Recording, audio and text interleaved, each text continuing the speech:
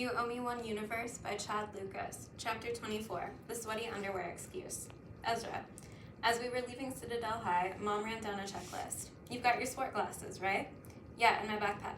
Sneakers? Mom. What, like you've never left a pair behind? I was 9. What about your water bottle? I unzipped my backpack. It wasn't there. Mom shot me a, see, look. Meet you at the car, I grumbled, and headed back inside. The gym was nearly empty by the time I found my bottle in a corner of the gym. I looked over the court and a pang tugged in my chest. I liked basketball. Today had been the most incredible game I'd ever played in, and I loved watching Brian unlock superstar mode. He and Ty were amazing, and it felt great to be a part of it. But I didn't live for basketball like they did.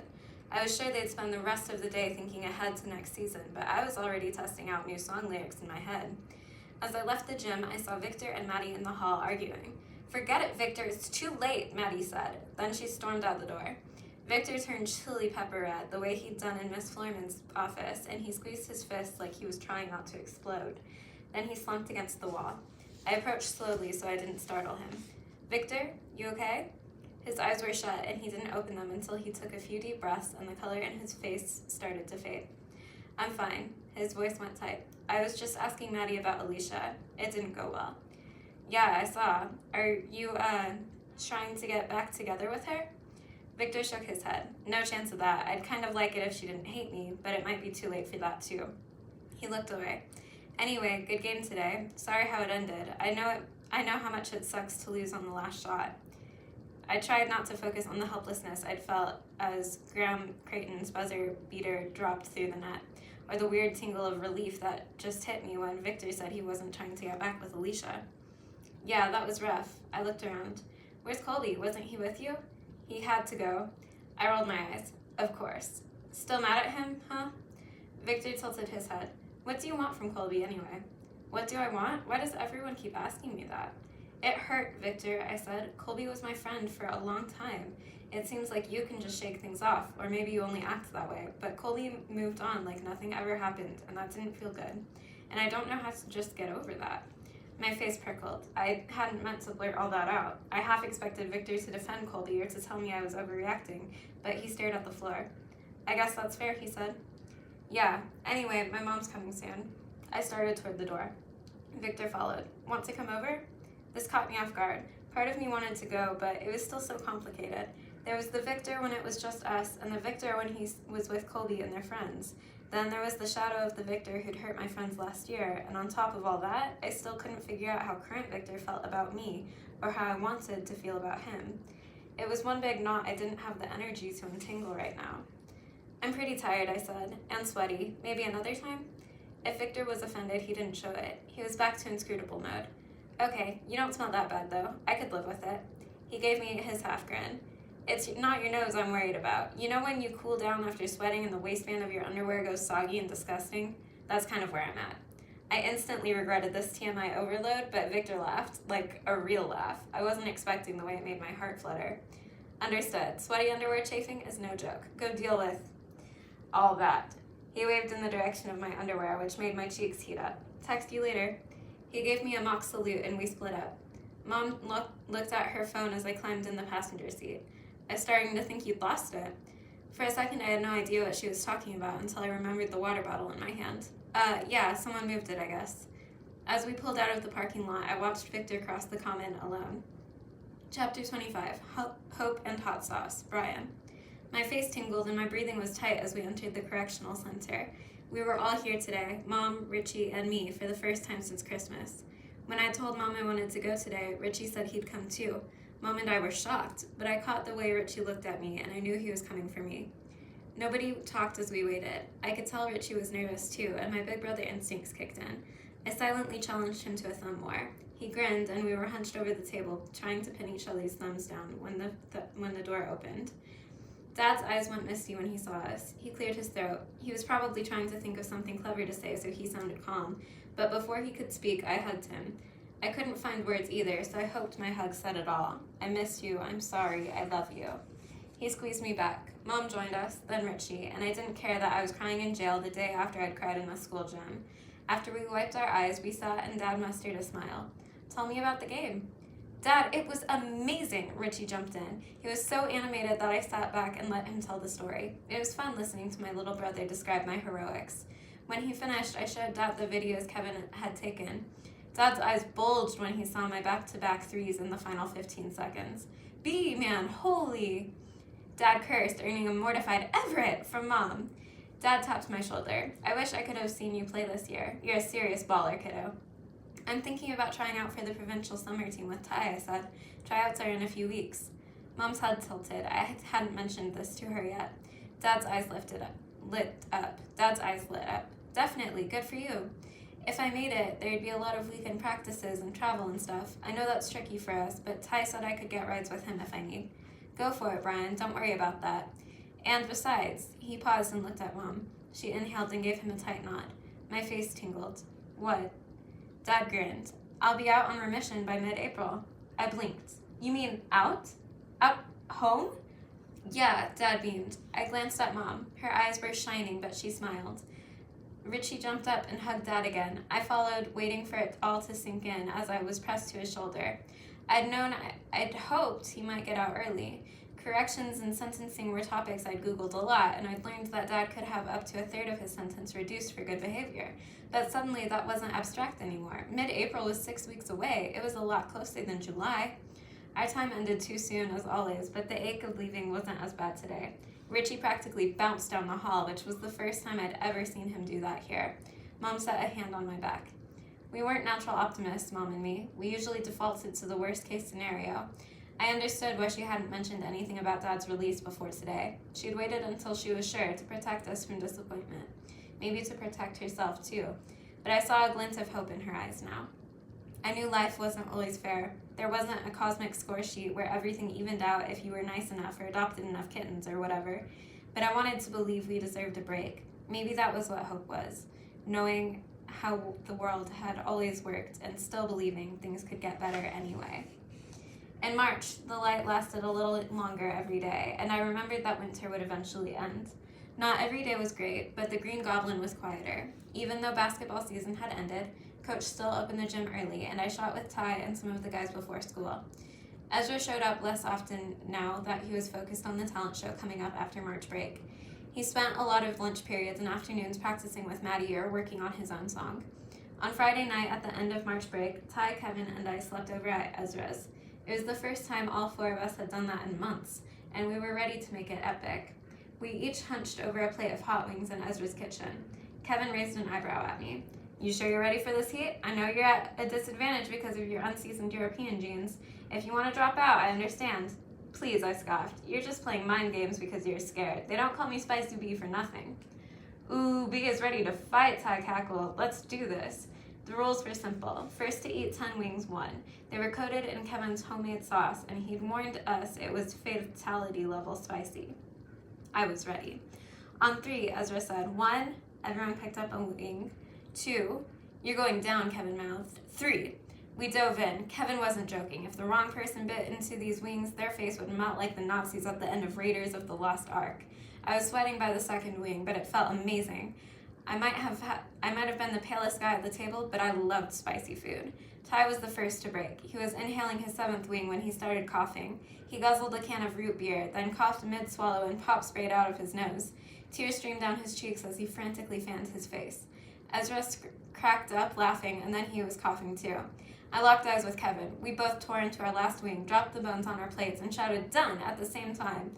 It's a tie, Ty croaked as he wiped his eyes with his sleeve. Kevin scowled. A tie? I scooped an uneaten wing off Ty's plate and stuffed the whole thing in my mouth. 5 seconds later, I pulled out the bone and thumped my chest. I win. Kevin slapped the table. What? That doesn't count. Ty and Ezra were both losing it. I threw my arms in the air. Winner! No way, Kevin insisted. I refuse to accept defeat against a cheating white guy. This is a hate crime. I launched into a victory dance, shaking my hips and flapping my arms like a chicken. Ezra was slumped over the table, laughing, and Ty could barely catch his breath. Brian, you are neon pink, Ty gasped. I didn't know anyone could turn that color. Even Kevin finally broke. Okay, fine. You can have this one if you'll stop doing that. I gave him one last wiggle for good measure. Ezra grinned at me. It had been a long time since we'd laughed this much together. Those were the best wings ever, I told Kevin. I might pay for them later, though. Thanks, Kevin said. But if you get the runs, it's because your body knows you cheated. Ty shook his head. Let it go, Kev. After we cleaned up, we headed to the basement and turned on the Raptors game. We were half watching and mostly just talking when Ezra's phone rang. Kevin yawned. Who's calling you so late? Ezra's eyebrows furrowed as he checked. Then he hopped up and disappeared into his room to take the call. Chapter 26. World Colliding Chaos. Ezra. Colby. Colby hadn't said more than hey to me in 9 months, and now he was calling on a Friday night. That was weird enough, but when I answered, he was breathing hard like he'd been running. Ezra, hey, I know this is random, but can we come over? He let out a shaky breath. It's kind of an emergency. I had a ton of questions, but I started with the most immediate one. Where are you? Almost to your front door. Oh, okay, just a second. I hung up, blurted a quick, be right back to my friends, and headed upstairs. Colby had said we, and I was 99% sure Victor was with him. I wasn't ready for the world-colliding chaos of Victor and Brian in my house at the same time. I needed to think of a nice way to tell Colby it wasn't a good time. But then I opened the door, and all that disappeared. It was pouring rain. Colby wore a jacket with the hood up, but Victor was only wearing a sweatshirt. He was soaked through, hair plastered to his head, but what really stood out was that his eye was bruised and there was a gash across his swollen cheek. Oh my gosh, I blurted. Come in.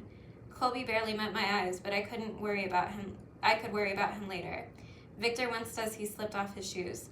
What happened? I reached for his shoulder, then pulled back when I got a whiff of barf. Before he could answer, Mom came down from the second floor. Ezra, who's at the door? She gasped when she saw Victor's face. It's not as bad as it looks, he offered in his usual even tone, but Mom still fussed as she ushered him into the kitchen. Naturally, everyone in the basement came to see what was happening, and suddenly there were 7 of us around the kitchen island. Colby? Ty exclaimed. Kevin stared at Victor and whistled. You look rough. You took off the wrong guy and get punched in the face again? He grinned at Brian standing beside him. Kevin, come on, I groaned. Brian didn't say anything. I couldn't tell if he was feeling anxious. I gave him my best, I'm sorry this just happened look. Mom took charge. She positioned Victor so she could examine his face in the light. Are you dizzy, nauseous, any blurred vision? I don't have a concussion, Mrs. Komisarek, he said. It's Miss Lewis, Kevin corrected. Ezra's mom goes by her own name. She's a lawyer. Geez, Kevin, you have no chill, Colby muttered. A year ago, it would have sounded like a joke, and we would have all laughed, but everything was different now. Leave Kevin alone, Ty snapped. Colby's face darkened. This was already going as badly as I'd feared. I glanced at Brian again. He'd taken a step back, like he was thinking about bailing. What happened, I asked, before everything fell apart. Victor nodded at Colby. Colby swallowed and studied his hands. He was usually so sure of himself, but right now he looked scared. You two have a seat, Mom said gently, guiding Colby and Victor into stools. Paul, she called upstairs to Dad. Bring the first aid kit from the hall closet, please. Nobody said anything until Dad came downstairs in plaid pajama pants and a faded t-shirt with Atlantic Orthodontist Classic across the chest, some freebie from a work golf tournament. Why do you need... Oh. Dad gave Victor a curious look as he set the kit on the counter. Mom opened it and started dabbing Victor's face with an antiseptic wipe. He winced but didn't protest. All right, Colby, Mom said. What happened? Colby let out a shuddery breath. We were at my place. Mom and Dad are away. Mom's eyebrows raised. My parents were pretty laid back, but they wouldn't let me have a sleepover with no adults around. Colby dodged Mom's look. Jackson decided to have a bunch of people over, he continued. He knew he wasn't allowed, but anyway. Victor's brother Wilbur came, and a few other guys and some girls, and they were drinking. We mostly stayed in my room, but, He glanced at Victor and bit his lip. We heard Jackson and Wilbur going to Jackson's room, and they had a girl with them, but she was totally out of it. She could barely walk. Colby's voice went raspy. It felt wrong. Mom drew a sharp breath. I felt cold all over. Colby, what happened? The urgency in Mom's tone made my heart race. Colby sat up straighter. Victor stopped them. He blocked Jackson's door and wouldn't let them in. Then Wilbur attacked him.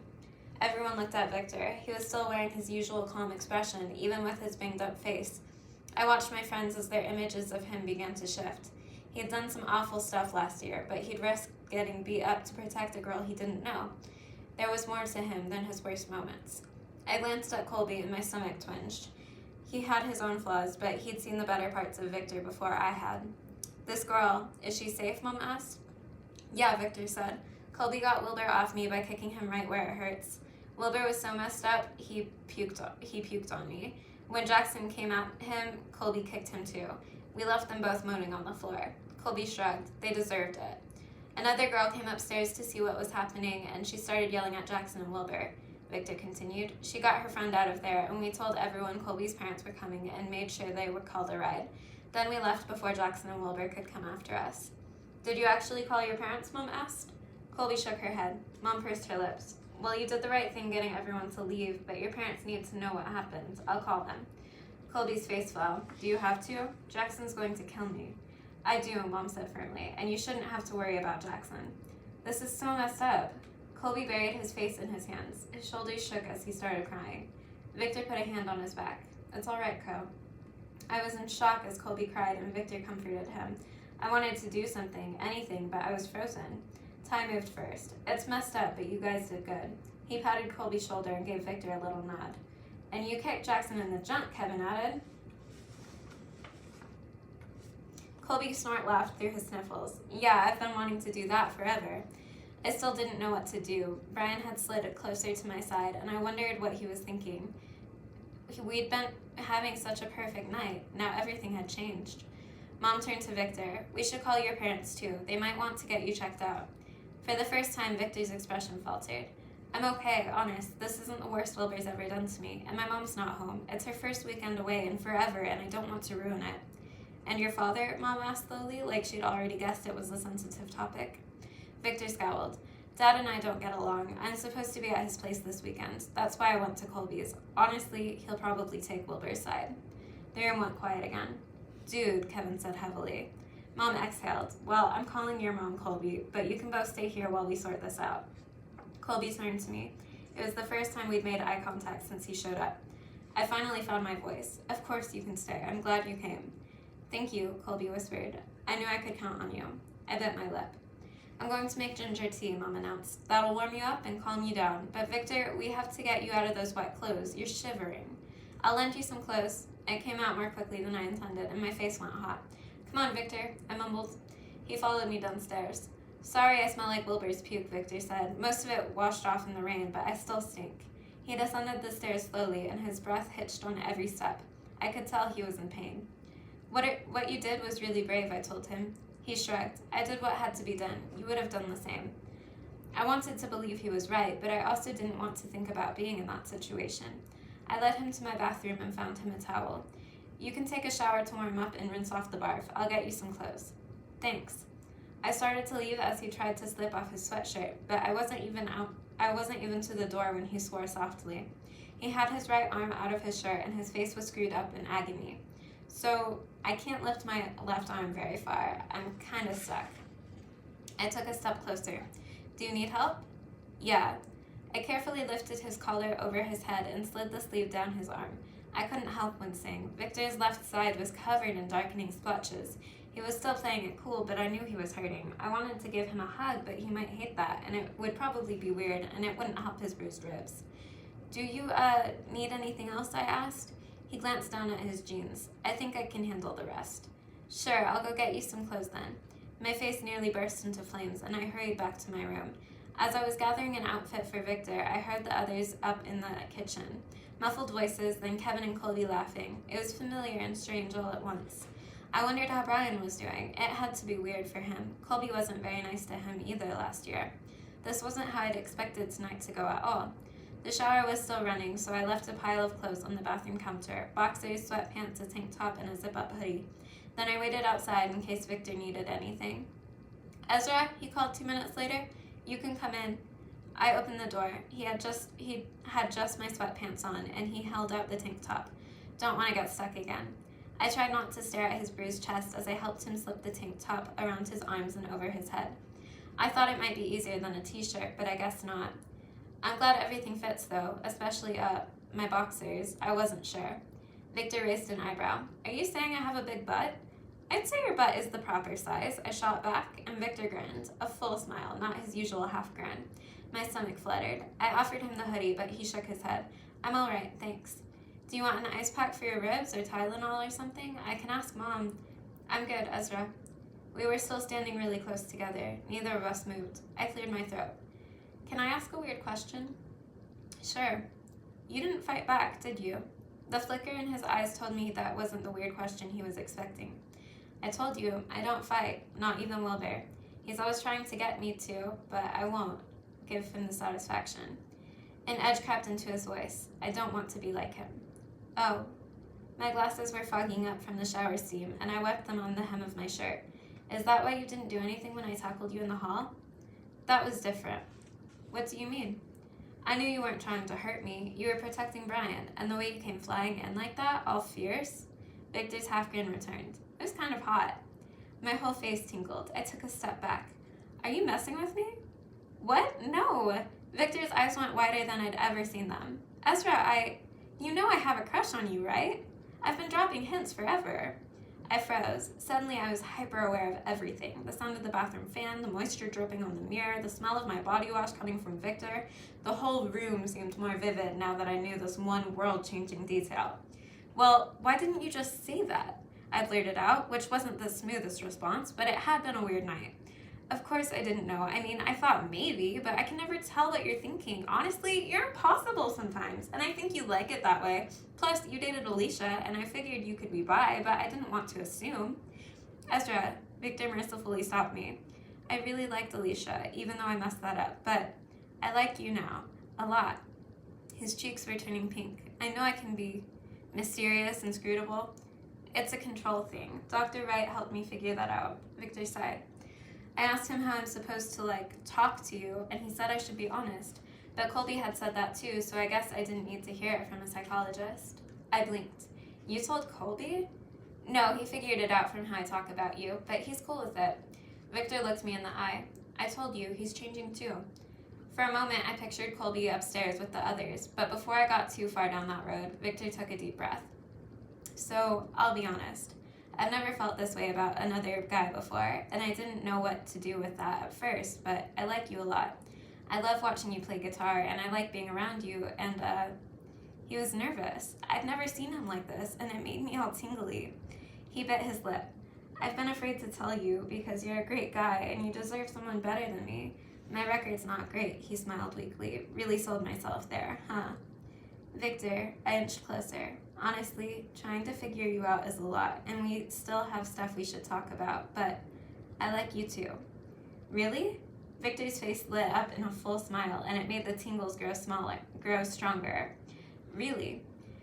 We drifted closer, and the air felt thick, and my hand was on his shoulder, and my heart was thumping, and Victor leaned in. Ezra? Victor? Brian called. I jumped like I touched a live wire. We're here, we're good, I answered way too loudly. Victor deflated a little. Brian appeared in the doorway. He was holding a steaming mug in one hand and an ice pack in the other.